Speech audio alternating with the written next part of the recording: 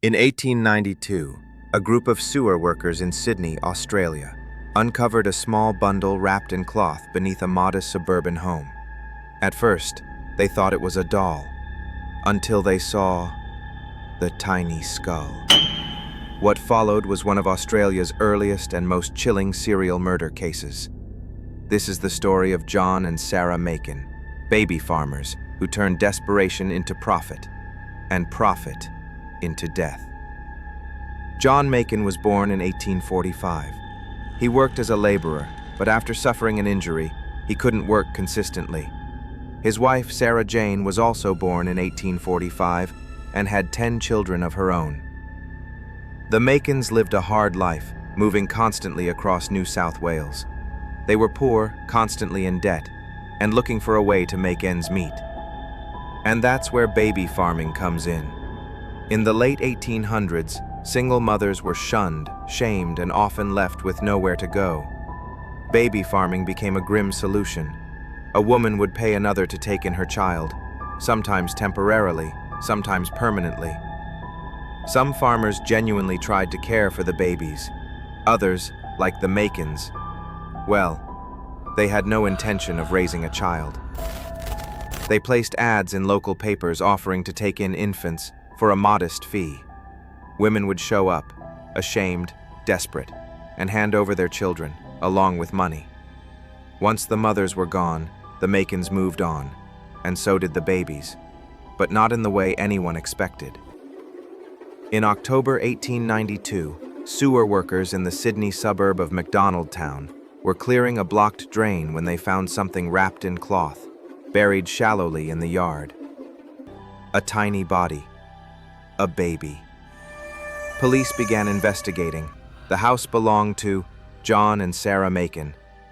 But the Makins had already moved, just one of many houses they had occupied over the years. And so, the digging began. House after house, yard after yard. 13 more infant corpses were found, all buried in shallow graves beneath homes the Makins had rented. One child was identifiable. His name was Horace Amber Murray, the infant son of a woman named Amber Murray.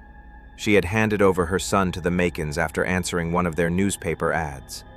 They agreed to care for the baby, for a fee, and promised Amber he'd be raised in a Christian household. She never saw him again. Horace was found buried at the Burren Street house. His death would become the central charge in the murder trial. In March 1893, John and Sarah Makin were arrested and put on trial for the murder of Horace Murray. Neighbors testified, so did the Makins' own children. Sarah's daughter Daisy described watching her parents wrap infant bodies in rags and bury them in the yard. Another daughter, Clarice, identified clothes she had seen on the babies. John and Sarah were found guilty. John Makin was hanged at Darlinghurst Gaol on August 15, 1893. Sarah's sentence was commuted to life in prison.